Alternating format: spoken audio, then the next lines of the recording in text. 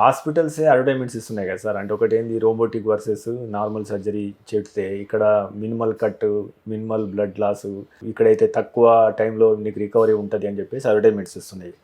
So మరి మనం commercial యాంగిల్లో నేను చెప్పలేనండి. ఇప్పుడు 10 కోట్లు పెట్టిన తర్వాత దాన్ని డబ్బు రికవర్ చేయాలి కదా.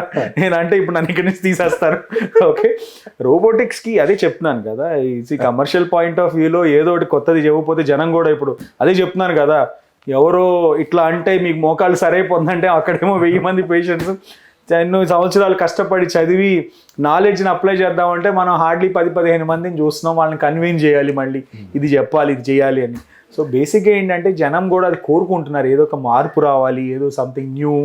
బట్ ఎస్, ఒక 20-30% డెఫినెట్లీ బెటర్ ఉండొచ్చు. కానీ అండి ఇన్ని సంవత్సరాలు జరిగిన రీప్లేస్మెంట్స్ అయితే ఫెయిల్యూర్ కాదు కదా. రోబోట్స్ లేనప్పుడు కూడా ఎన్నో సర్జరీ, ఇంకా రోబోట్స్ లేకుండా ఎన్నో మంది సర్జరీలు చేస్తున్నారు కదండి.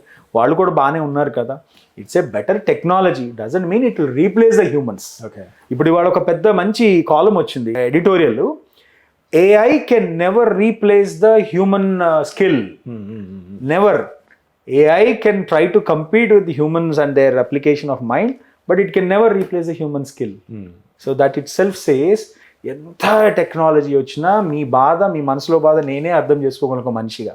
అంతేగాని ఒక రోబోట్కి అంత హార్ట్ ఉండదు, అంత నాలెడ్జ్ కూడా ఉండదు. సార్ ఇంకోటి సార్, ఇప్పుడు ఏ అన్నారు కాబట్టి ఇప్పుడు ఏఐతోని ఇప్పుడు అన్ని హాస్పిటల్స్ ఇంటిగ్రేట్ చేస్తున్నాయి. ఈవెన్ వాళ్ళు రాసిన ప్రిస్క్రిప్షన్లో కూడా 2 కాంబినేషన్స్ ఉంటాయి, ఆడ్ కాంబినేషన్స్, థింక్ ట్వైస్ అని చెప్పేసి డాక్టర్ సజెషన్స్ వస్తున్నాయి.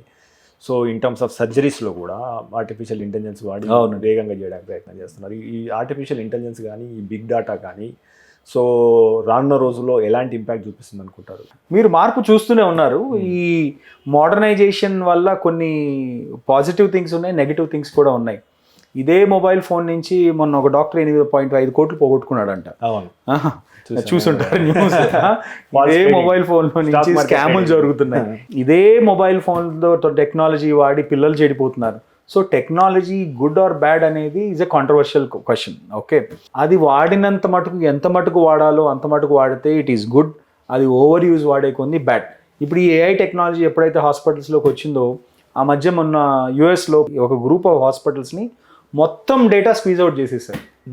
Hospital has lost entire data. ఏముంటుంది ఇప్పుడు, ఏ పేషెంట్ ఎందుకు వస్తున్నాడు మనకంటే అట్లీస్ట్ ఆ మనిషి తెలుసు, ఓ పేపరో పెన్ను ఏదో ఒకటి ఉంటుంది కదా, అది చూసుకున్నారే బాబు ఇందుకే ఇది ఉందంట. డేటా మొత్తం పోతే పేషెంట్ ఎవరో డాక్టర్ ఎవరో గాన్. సో టెక్నాలజీ ఎంత మటుకు వాడాలో అంత మటుకు వాడితే మంచిది అనేది I'm still classic thinking, because these are all the things happening.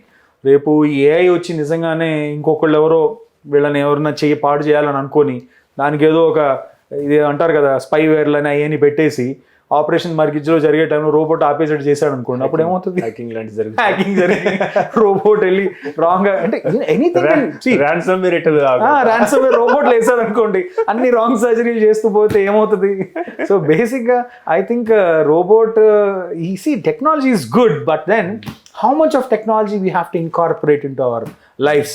In the end, పాత రోజుల్లో మనందరం కలిసి కూర్చొని కబుర్లు చెప్పుకొని ఆ ఒకటే టీవీ, ఆ టీవీ లేనప్పుడు ఏం ఉండే కాదు, బయట బయట పడుకొని ప్రశాంతంగా. హ్యూమన్ బాండ్ అనేది కూడా ఎక్స్ట్రీమ్లీ ఇంపార్టెంట్. హ్యూమన్ బాండ్ అనేది పోయే కొంత టెక్నాలజీ టూ మచ్ మన ఇంటర్ఫిరెన్స్ వచ్చే కొంది. ఇప్పుడు ప్రతి రూమ్లో ఒక టీవీ, ప్రతి ఇంట్లో 10 టీవీలు 5 టీవీలు, ఎవరికి ఇంటరాక్షన్ ఉండదు, ఎవరి ఫుడ్ వాడి రూమ్లో తింటారు. It is like hostel service.